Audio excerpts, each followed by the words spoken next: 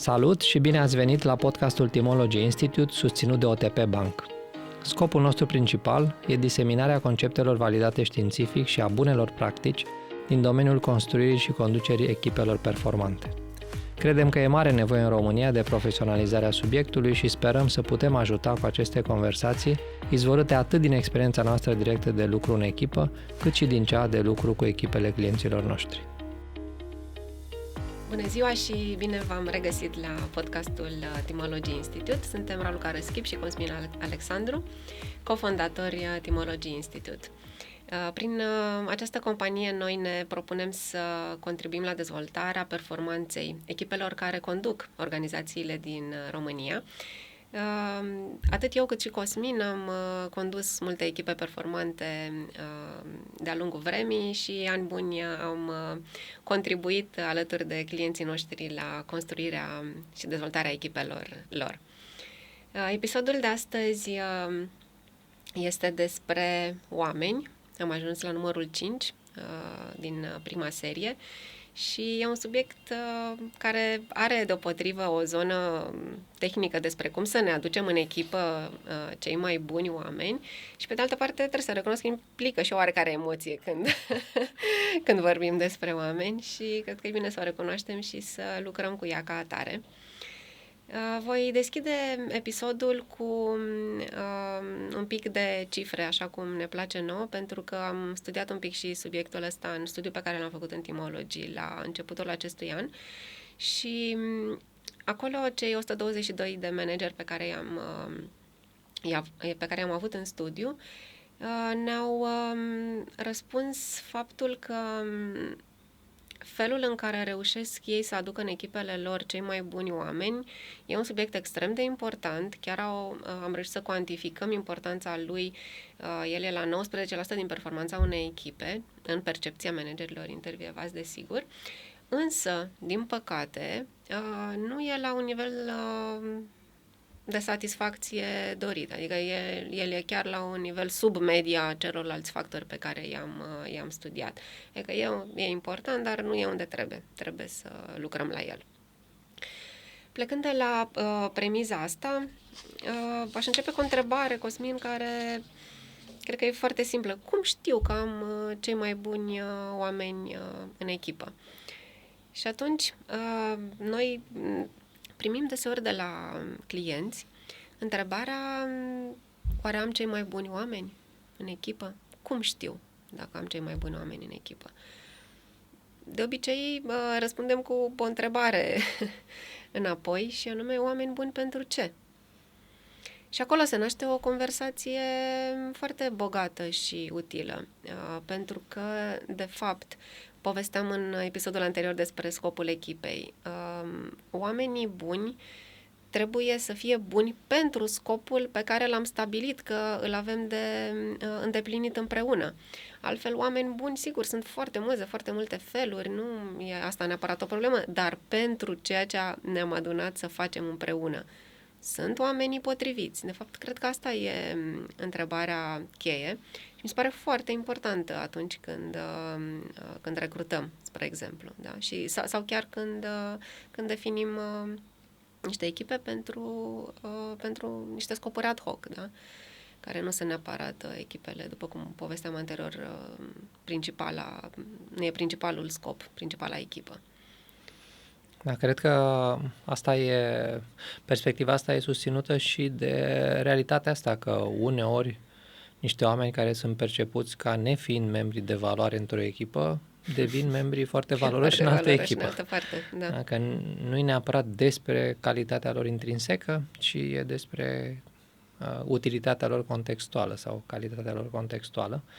Și e important de înțeles lucrul ăsta, mai ales la nivelul echipelor de management, unde, cum ziceam și data trecută, majoritatea oamenilor au mai multe roluri, cel puțin un rol dublu, că ei trebuie să-și conducă echipele lor funcționale, dar trebuie să fie parte și din echipa asta de management și unii sunt buni într-un rol, dar nu sunt așa de buni în rolul celălalt. Și noțiunea asta de oameni potriviți are conotații care nu sunt așa de evidente. Ce poate mai important de spus aici e ordinea în care e bine de răspuns la întrebări, pentru că mulți dintre clienții noștri încep cu răspunsul la această întrebare. Adică prima condiție e să am oamenii buni. Ori noi zicem că înainte să am oamenii buni, trebuie să mă lămuresc ce fel de valoare vreau să creez pentru cine cu echipa asta, care e scopul nostru și după aia abia după aia să îmi răspund la întrebarea ce fel de oameni buni, cine sunt oamenii buni.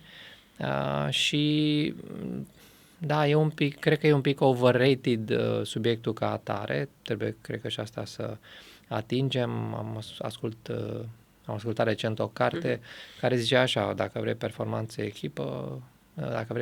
în echipă, e important să angajezi oamenii care sunt integri, duc lucrurile la bun sfârșit, au inițiativă, responsabilitate, sunt empatici, sunt humble.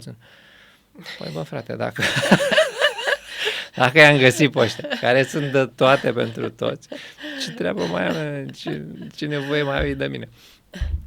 Adică totuși arta de a fi un bun lider, capacitatea de a fi un bun lider, nu e neapărat să obții rezultate extraordinare cu oameni extraordinari, ci să obții rezultate extraordinare cu oameni obișnuiți.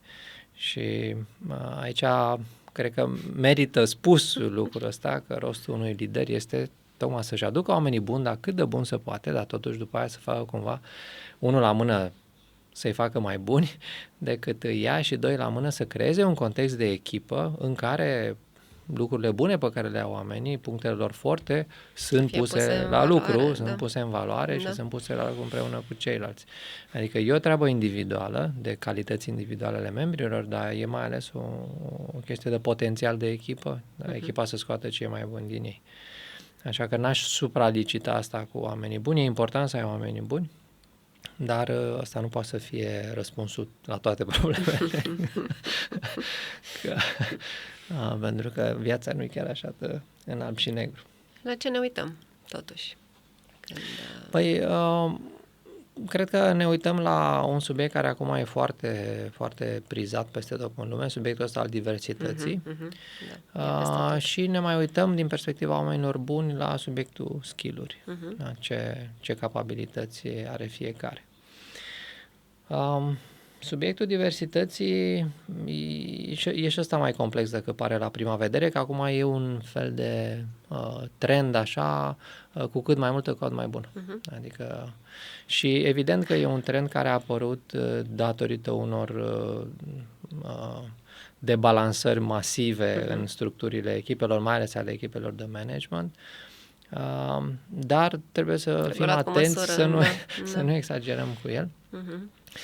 Citisem acum niște ani la un moment dat, nu mai știu dacă era în Harvard Business Review, un articol în care cineva de la Big Four făcea o analiză despre eșecul Nokia. Apropo de că avea 80% în piața de telefoane mobile de pe lume și păreau a fi, cel puțin când au început telefoanele mobile, amândoi eram deja în piață, cam ăla era telefonul mobil. Nu-ți putea imagina că o să poate să existe alt telefon mobil. Și într-un foarte scurt timp, nu doar că au pierdut, ci au dispărut din peisajul ăsta. Mă rog, au mai încercat să revină, dar nu semnificativ. Și cine făcea analiza asta zicea că principalul motiv pentru care Nokia a pierdut poziția asta cu totul dominantă era că toți membrii board-ului Nokia erau finlandezi. Și că asta înseamnă că ei au văzut lumea din Finlanda. De acolo de lumea se vede din Finlanda într-un fel în care nu se vede din Silicon Valley sau din altă parte sau de la Seul.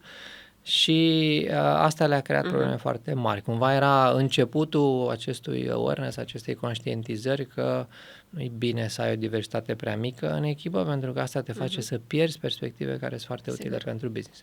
Acum, uneori, plecând de la această premiză corectă, echipele ajung în partea ailaltă, care nici ea nu e dezirabilă, să există o diversitate mult prea mare, pentru că dacă diversitatea e mult prea mare, e foarte greu e high maintenance, ca să zic așa. Lucruri în comun. E foarte costisitoare, foarte greu de întreținut și mai ales greu de întreținut profitabil.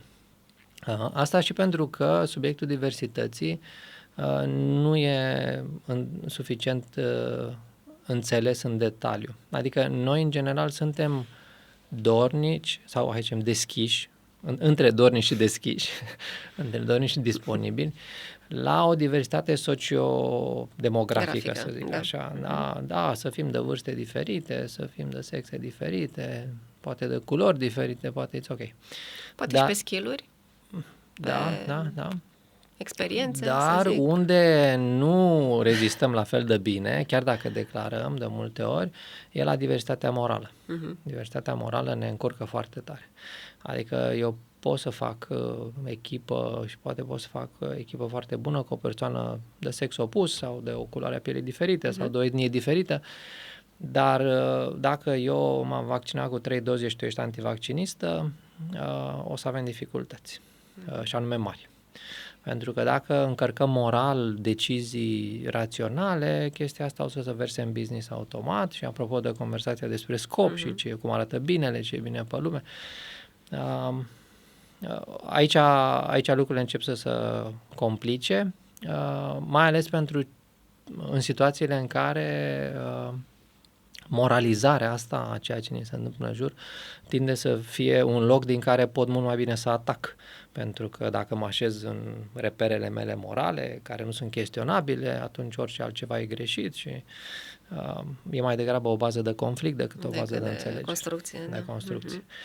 Și e util în echipă să vorbim de lucrurile astea și să le înțelegem și să vedem ce putem folosi la o extremă, de ce ne putem bucura, ce putem tolera, ok, nu e ideal, dar putem tolera aceste diferențe, și unde sunt locurile în care diversitatea de adevărat ne încurcă, fie de convingeri profesionale, că și astea uneori se moralizează, sistem de valori, spun eu cum e bine, sistemul de valori, și ca și la celelalte lucruri de care am discutat până acum, ele de obicei se rezolvă cu conversații structurate în echipă. Adică nu cu conversații în toate părțile, că asta nu o să ne ajute, dar cu conversații structurate în echipă, care e scopul acestei discuții. Deci e util să ne înțelegem pe palierul ăsta, pentru că prea puțină diversitate ne încurcă, prea multă ne încurcă, trebuie să găsim un loc în care să o folosim, ea e bună, ca orice lucru pe lumea asta, când e în exces, nu mai e bun. Sau când e în deficit, nu mai e bun. Vreau să zic că ai pornit spunând că a venit ideea asta a diversității pentru că nu prea o aveam în anumite zone. Corect, și că poate că ne-am dus într-o zonă în care vrem prea multă. Cred că ce e util poate de menționat aici e că atunci când totuși reușim să avem, hai să zicem, diversitatea potrivită, da? În echipă, putem să o folosim la adevărata ei valoare cu o condiție. Și condiția aia e ca oamenii din echipă să se simtă într-un mediu sigur, da? Să aibă ceea ce numim noi psychological safety sau siguranță psihologică. Da? În lipsa acestui mediu sigur, din păcate, acea diversitate de opinii, de perspective, de unghiuri din țări diferite și cum spuneai, rămâne pe masă. Ea nu este folosită în scopul echipei în niciun fel, pentru că oamenii nu au această putere de a se exprima. Poate ar fi bine să definesc un pic ce înțelegem noi prin psychological safety. Și asta e o diferență totuși între psychological safety și, de fapt, o diferență mare și încredere, da? Acest mediu sigur despre care vorbim se referă la percepția oamenilor dintr-o echipă care de obicei e cam aceeași, adică avem cam aceeași înțelegere a mediului, cât de sigur sau nesigur e, în raport cu riscurile personale pe care eu mi le asum în cadrul acelei echipe, în sensul în care dacă am făcut o greșeală, dacă am exprimat o convingere complet diferită de a șefului, dacă am o idee nemai auzită, nemai văzută, mai știu eu cum, îmi asum acest risc de a mă exprima sau nu. Pentru că eu îmi voi asuma acest risc pe baza experienței din acea echipă, da? Și dacă știu că se întâmplă de obicei ca oamenii să aibă niște consecințe la nivel personal, care nu sunt plăcute, da? Că puși la colț, că ne luați în seamă, că poate glume complet nepotrivite, că atunci nu o să zic. Atunci o să tac și atunci toată diversitatea bogată pe care o avem în echipă și la lucrurile intrare, valoroase, cu care am intrat în echipă, din păcate nu o să ajute în niciun fel. Da, e foarte important și în cultura noastră, care e o cultură colectivistă, e un subiect delicat. Adică noi tindem să ținem foarte mult cont, poate cu asupra de măsură, de opiniile celorlalți, să menajăm relațiile, să nu deranjăm și atunci mai degrabă suntem tentați să nu spunem chestii care ar putea scutura barca într-un fel și să ținem pentru noi. Ceea ce face de multe ori ca diversitatea asta să nu-și împlinească potențial, să fie mai degrabă teoretică decât practică. Și noi, lucrând și cu studenți și cu clienți, observăm cât de valoroasă e. Adică dacă chiar ai perspective diferite la masă și creezi un spațiu în care ele sunt ascultate, sunt cerute, sunt ascultate și sunt luate în seamă, asta aduce calitatea performanței cu totul alt nivel decât dacă, eu știu cum se întâmplă de obicei, că am mai văzut situația, nu știu dacă de obicei, dar am mai văzut situația asta în care e adevărat că e percepută, cum ai zis, la fel de toată lumea, mai puțin de către lider. Adică, de obicei, liderul e safe. El se simte, da. să zică în siguranță, să zică ce crede. Dar nu neapărat. Dar e o diferență de ierarhie acolo și lucrurile nu stau la fel. Nu neapărat și ceilalți, da. Și atunci, într-adevăr, dacă tot ai căutat diversitatea asta și ai obținut-o, e păcat de Dumnezeu să nu o folosești. Și asta are niște lucruri în spate, care însă depind și de zona asta de skill-uri. Poate te întorci acum un pic la definiția echipei. Da, vorbeam la început de definiția echipei dată de Katzenbach și Smith. Tot acolo, în definiția echipei, el vorbește despre skill-uri complementare. Da? De fapt, ce tip de skill-uri? Și are alt înțeles decât înțelegem de obicei prin skill-uri complementare. Da, despre ce vorbim de fapt. Da. Și lucrurile la care el se uită sunt așa. Avem nevoie de skill-uri funcționale, tehnice, desigur, la care ne uităm prima dată. Da. Și cel mai des. Și uneori doar la alea. Și uneori doar la alea, din păcate. Tehnice complementare. Să știe să-și facă job-ul, să fie un bun profesionist, expert în domeniul lui,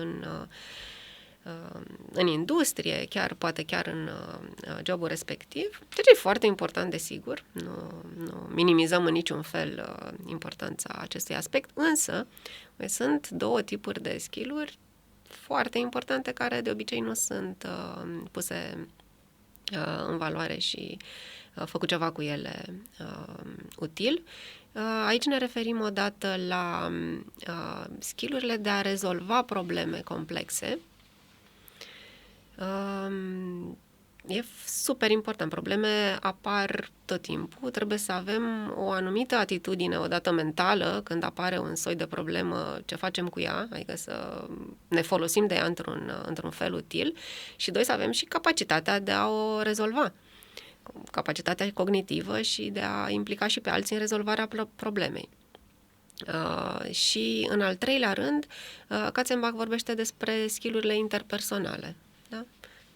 Pe simplu spus, să știm să creăm relații frumoase, valoroase, să fie un om plăcut, să putem lucra împreună fără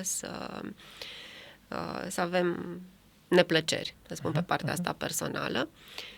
Noi, când lucrăm cu metodologia de care am tot povestit până acum, ne uităm, dincolo de skill-urile astea, cu precădere la un aspect care e foarte util în conversația de echipă, și anume skill-ul de teamwork.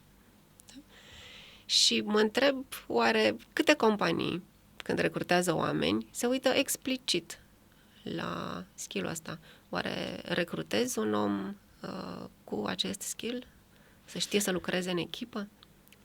Da, e o combinație fină, adică nu e așa de aritmetică, între cât trebuie să știu să-mi fac bine treaba și să livrez ce e în rolul meu individual și cât de bine pot obține rezultate împreună cu alții. Pentru că s-au văzut cazuri, nu știu dacă am vreun client care să nu fi trăit această experiență într-o echipă, de oameni foarte capabili să livreze ce au de livrat și foarte puțin capabili să facă asta împreună cu alții, sau uneori de-a dreptul adversi, adică o adversitate la chestia asta, introducând o componentă toxică Foarte în relația nocivă, din echipă, în care dați-o la o parte, lăsați-mă în pace, asta am de făcut și treaba mea cum fac și toate lucrurile astea. Deci e ceva ce merită ținut în echilibru. Din păcate, realitatea e că mai degrabă managerii se concentrează pe abilitățile tehnice, zicând că dacă oamenii sunt foarte buni la ceea ce fac, nu știu că automat, dar cumva natural o să lucreze și bine împreună. Și asta de multe ori nu se întâmplă. Noi, nefiind într-o societate care educă lucrul împreună, suntem educați la polul opus. Toată școala, facultatea. Foarte individualist. Da. E o zonă de lucru nici măcar individualist, dar dreptul egoist. Să-ți vezi de lucrurile tale și de treburile tale, anturajul te strică în general. Eventual să faci competiție cu ceilalți. Da. Și atunci discuția asta, iarăși, e o discuție importantă în echipă. Ok, venim fiecare cu ce venim de acasă sau am fost recrutați aici, dar totuși, cum ne punem skill-urile personale în slujba scopurilor echipei? Asta e o conversație care trebuie făcută și ea de obicei trebuie făcută tot așa, cu structură și cu subiect și predicat. Aici mai intervine ceva ce noi folosim mult și cu studenții și cu clienții, și anume un soi de vreun fel, de oricare fel preferă liderii, de evaluări de asta psihometrică. Adică de stiluri de lucru, de preferințe, pentru că e foarte important să unul la mână să te înțelegi pe tine, că ok, iarăși acum arată educația la noi rare ori, if ever, să pune întrebarea asta, cine sunt eu, cum sunt eu, ce vreau eu, ce-mi place, ce pot, așa, ce știu. Deci să mă înțeleg și pe mine, dar să înțeleg și pe cei din jur. Că să folosesc MBTI-uri, că să folosesc Belbin-uri, discuri, LSI-uri, toate cu care am mai lucrat noi.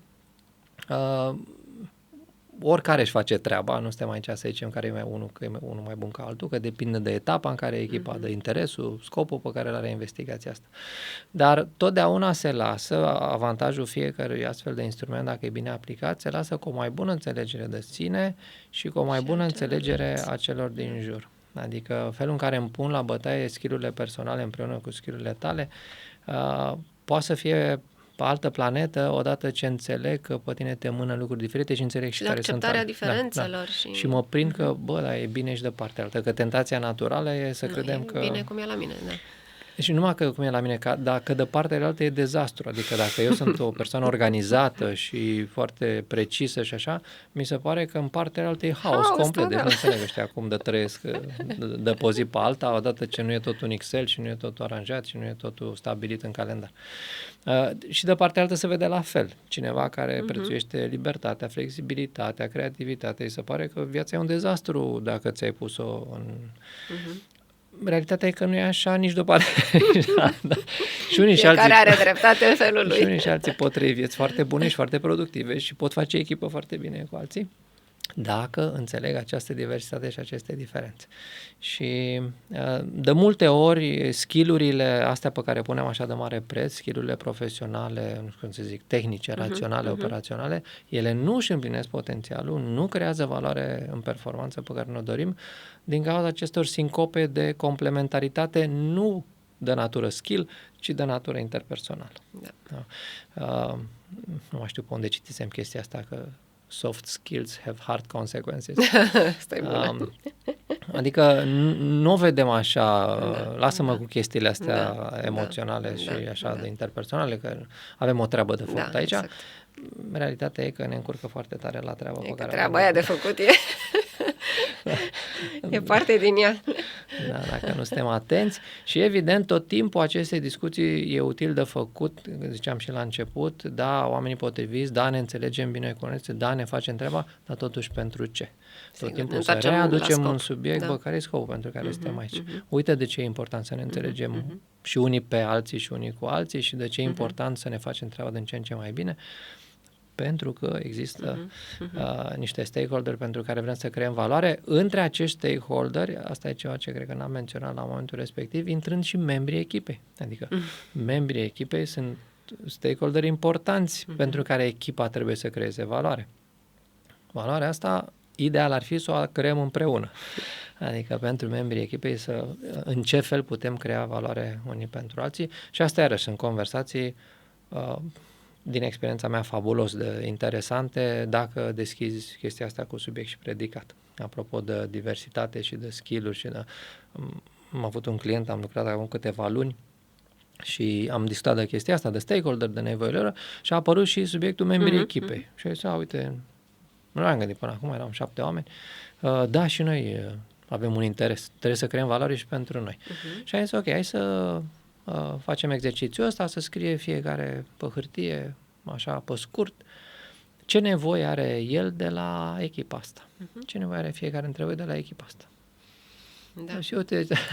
Confirm, am avut și o surpriză asta. Da, și au scris, au stat câteva minute, după care au început să zică fiecare ce nevoie aveau și s-a adunat că la vreo 5 din 7 principala nevoie era să nu li se mai chestioneze deciziile de tip skill, adică, bă, m-ați angajat că eu sunt bun pe ceva, dacă eu am decis o chestie sau propun o chestie sau nu mă mai zăpăciți, mă, tot timpul ăștia mă contrazic, mă bagă la perete, e foarte epuizant ca odată ce m-ai angajat pentru niște skill-uri, eu să trebuiască să le demonstrez la fiecare decizie, la fiecare proiect. Aș vrea să am mai multă încredere din partea echipei, când ne întoarcem la subiectul ăsta, că sunt bun în ceea ce fac și să mă lase să îmi duc mai departe lucrurile. Și când am terminat exercițiul ăsta, unul dintre ei a zis, hai să-mi bag picioarele, n-am văzut-o venind, dar practic ce cerem fiecare e ceva ce nu dăm niciunul dintre noi.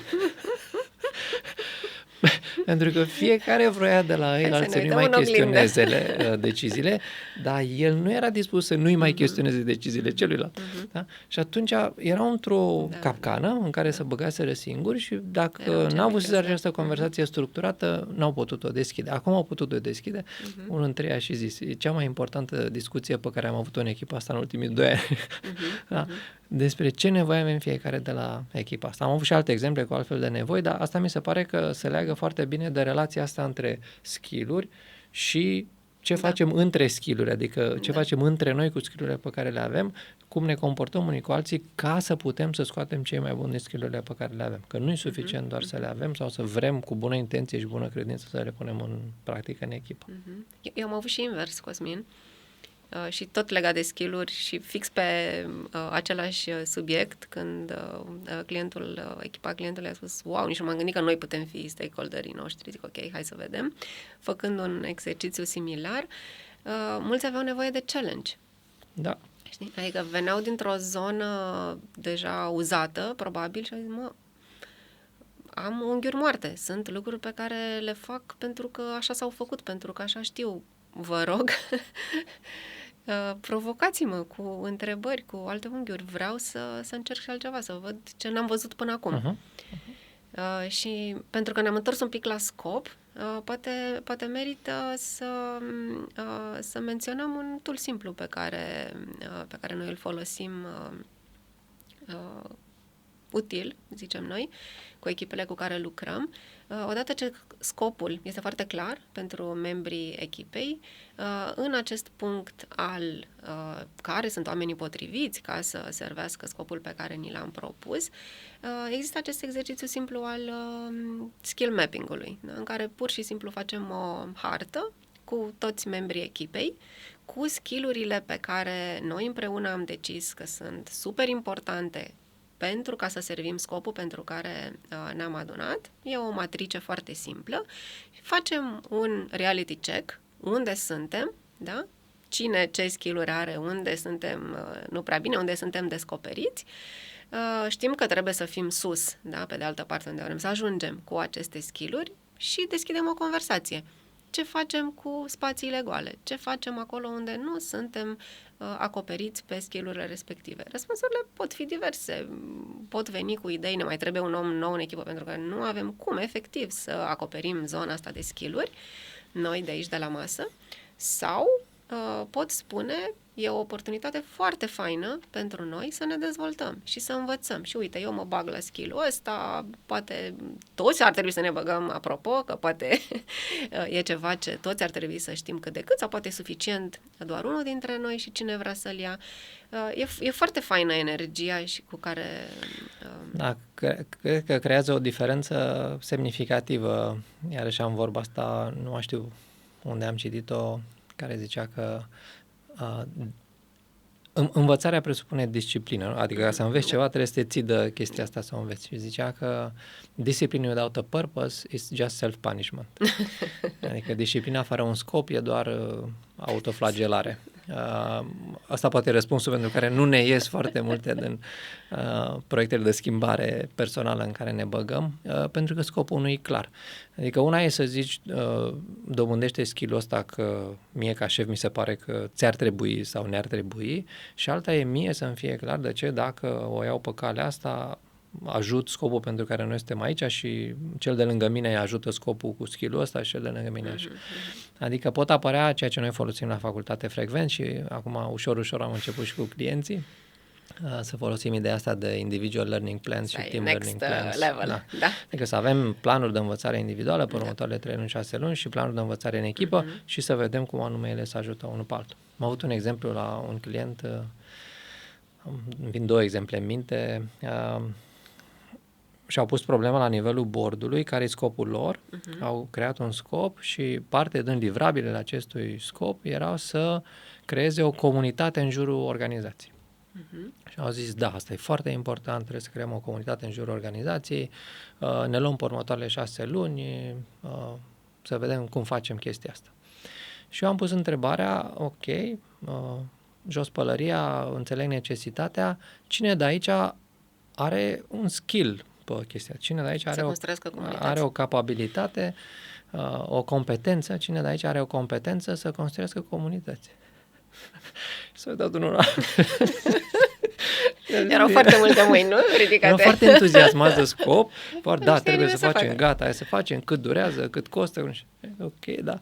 Și a constatat că nimeni n-are, ba mai mult, nici nu era foarte clar ce înseamnă să construiești o comunitate în jurul unei organizații.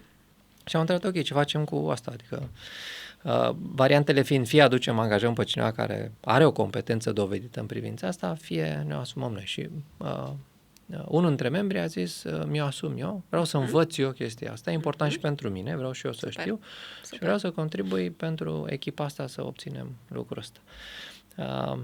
Iar apropo de planuri individuale de învățare, tot așa, înainte de pandemie, lucram cu o echipă de management. Ne vedeam o dată la 6 luni într-un workshop și în ultimul workshop în care ne-am văzut, întrebarea de deschidere o care am deschis, erau vreo 12-14 oameni, cred că, în zona de medical, și am întrebat ce ați învățat în ultimele 6 luni. Și s-a dat așa o liniște. Oamenii au început să clipească, să uitau la mine. Cum adică, ce m-a întrebat? Cum adică ce am învățat? Zic, nu știu să răspund la întrebarea asta, dar întrebarea e scurtă și clară. Să zică fiecare pentru el ce am învățat în ultimele 6 luni. Și ușor așa s-a creat un pic de iritare în sală și cineva a zis, bă, eu nu știu ce întrebare e asta, adică, cum adică? Păi eu mă știu acum 6 luni. Noi învățăm în fiecare zi, tu nu vezi ce e aici, ce presiune avem, suntem de succes, adică care e problema? Nu știu, viața te învață chestii. În fiecare întâlnire învăț câte ceva, în fiecare zi învăț câte ceva. Nu e nevoie să... Cum să zic acum ce am învățat? Nici nu știu cum să încep. Nu? Și cam toate răspunsurile au fost în zona asta, mai puțin 2 persoane din toată echipa care au zis, eu în ultimele 6 luni am învățat chestia asta pentru că acum 6 luni mi-am propus să învăț chestia asta. Și a fost un pic de aha moment, că dincolo de ce ți aruncă viața în cale să înveți, care e un lucru bun, dar toți îl facem, uneori... Trebuie să-ți mai și propui lucruri. Ajută să ai un pic de intenție și anume o intenție urmată de un plan și după aia de o investiție de timp sau de bani sau de ce e, în așa fel încât să te asiguri că la finalul unei perioade ai învățat ce ți-ai propus să înveți și că aia a însemnat că ai avansat într-un fel individual și că ai echipă spre scopul pe care ți l-ai propus. Și ne întoarcem la ideea asta de scop. Răspunsurile sunt diferite dacă mă întreb pe mine ce vreau să învăț față de dacă mă întreb pe mine ce vreau să învăț în echipa asta. Și de cele mai multe ori în echipele pe unde m-am mai întâlnit eu la clienți, răspunsurile astea nu sunt corelate. Adică uneori sunt, e ca la clienți, uneori sunt că așa le corelează viața, da? Sau apar niște proiecte sau niște condiționări, dar de cele mai multe ori ele nu sunt intenționate, nu există o corelație între aceste, că nu există planuri, da. Când există, nu e o corelație între planurile individuale și planurile de învățare în echipă și atunci se pierde multă sinergie, pentru că oamenii pot învăța lucruri împreună mult mai bine decât pot învăța separat, uneori, da, unele dintre lucruri. Dar dacă nu fac această diferențiere, șanse sunt learning că is social. Da. Și learning și teaching. Da, și ambele sunt foarte social. E mai ușor să învățăm împreună. Așa e. Apropo de felul în care se coroborează planurile individuale cu planurile de echipă sau planurile de învățare în echipă, un element important e ăsta al responsabilității. Știi, unde plasăm responsabilitatea pentru lucrurile astea. Că evident că poate să fie un nivel individual de responsabilitate, dar poate să fie și un nivel de echipă și poate să fie și un nivel al liderului. Și asta, ca să răspundem la întrebarea asta, ne poate duce mai devreme să răspundem la altă întrebare, cum facem de obicei. Înainte să răspundem la o întrebare, trebuie să vedem care e întrebarea dinainte, întrebarea din spate. Și aici poate merită o discuție scurtă despre cum ajung oamenii ăștia cei mai buni, că cu asta am plecat. Cum am cei mai buni oameni în echipă? Și întrebarea e cum ajung oamenii într-o echipă. De multe ori ei ajung prin HR, adică pe la HR-ul îi trimite, HR-ul îi angajează, asta e o variantă. Altă variantă e că ajung angajați de manager, șeful echipei decide. O altă variantă însă, pe care noi o susținem, o sprijinim, e ca membrii noi să fie angajați de către echipă. Pentru că dacă echipa decide care sunt membrii noi, responsabilitatea pentru felul în care skill-urile membrilor noi vor face parte din echipă și abilitățile lor interpersonale și tot ce au adus în echipă, diversitatea lor e pusă la bătaie, o să fie în responsabilitatea echipei. Dacă vine de la HR, dacă lucrurile nu merg, sun la HR, trimitem pe altcineva. De multe ori și managerul face chestia asta, chiar dacă decizia e la manager, zice asta mi-a trimis HR-ul, asta e, nu e bun, HR-ul sunt din nou, trimiteți-mi unii mai buni. Ceea ce nu ajută deloc să scurtăm și să scurtăm timpul de reformare a echipei, de resudare a echipei, cum ziceam, la fiecare membru nou echipa o ia de la capăt. Dar e diferența asta de care vorbeam într-un episod trecut în a accepta pe cineva nou și a vrea eu ca persoana asta să fie în echipa din care fac parte. Ceea ce o să-mi genereze reacții foarte diferite și idei foarte diferite și energie foarte diferite în a-l ajuta pe omul ăsta să se integreze și pe partea altă în a obține de la el perspective noi care să ne facă să ne schimbăm noi felul de a lucra în echipă. Deci asta e foarte important, ce decizie iau despre unde e responsabilitatea despre aducerea membrilor noi în echipă și despre creșterea membrilor și noi și vechi în echipă. Că e mult mai ușor și la noi, cumva, în cultura noastră, cu distanță mare față de putere, să punem asta pe șef. Managerul e responsabil și să ne dea resurse să ne dezvoltăm și să integreze pe ăștia noi și să... Ceea ce e o variantă, evident, ea poate produce rezultate, dar nu neapărat cea mai bună performanță. Cea mai bună performanță se întâmplă când fiecare membru se simte responsabil de performanța asta și la subiectul la care suntem noi aici, de calitatea oamenilor care sunt în echipă și cu care tragem împreună la același scop. Good. Cosmin, am vorbit până acum despre oameni și în acest episod și cum facem să avem cei mai buni oameni în echipă pentru ceea ce vrem să obținem împreună. În episoadele următoare o să avem în felul următor. Următorul e despre echipe antifragile, iar apoi o să avem 2 episoade cu 2 invitați, un CEO de la o companie românească antreprenorială și un CEO de la o corporație. Și așa vom închide prima serie a podcastului Teamology. În paralel cu podcastul ăsta pe care l-am lansat acum, în toamnă, merită spus, cred, și faptul că lansăm și un program deschis pentru cei interesați să construiască și să conducă echipe performante de management. El începe în octombrie, o jumătate de zi pe săptămână, timp de 4 săptămâni. Aducem la un loc știința și practica echipelor performante, cu exemple de la noi, dar mai ales cu exemple din spețele participanților, echipele pe care le conduc sau în care lucrează. De la săptămână la săptămână vom lucra foarte aplicat pe echipele lor, vom afla ce a mers, ce n-a mers, în ce au învățat și au aplicat și cum să facem să meargă mai bine. Evident, cei interesați se pot înscrie pe site-ul nostru pe teamology.ro. Cosmin, cum avem deja o practică din episoadele anterioare, hai să o facem și acum.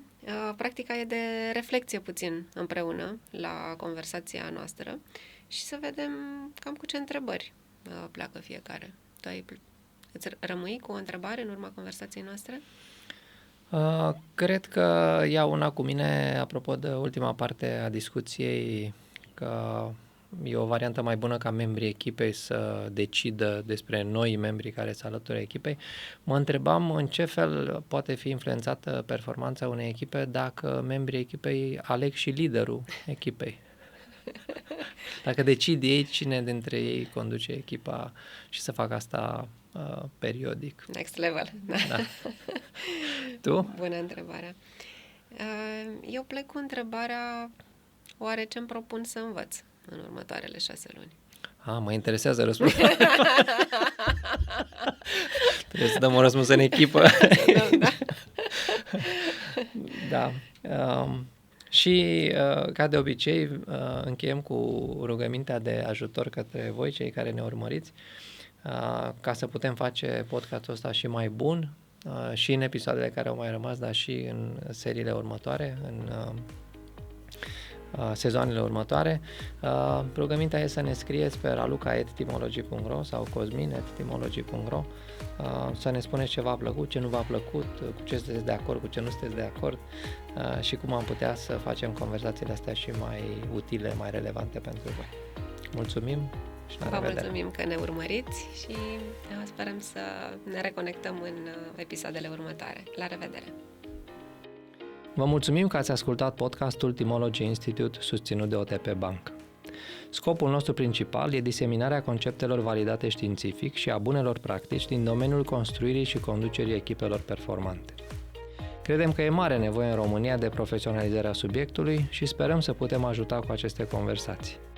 Ele sunt izvorâte atât din experiența noastră directă de lucru în echipă, cât și din cea de lucru cu echipele clienților noștri. Conținutul Mind Architect nu este destinat și nici nu trebuie interpretat ca fiind utilizabil pentru a diagnostica, trata, atenua, vindeca, preveni sau un alt mod a fi utilizat pentru orice boală sau condiție medicală. Nici nu trebuie considerat substitut pentru consultație psihologică sau muncă terapeutică.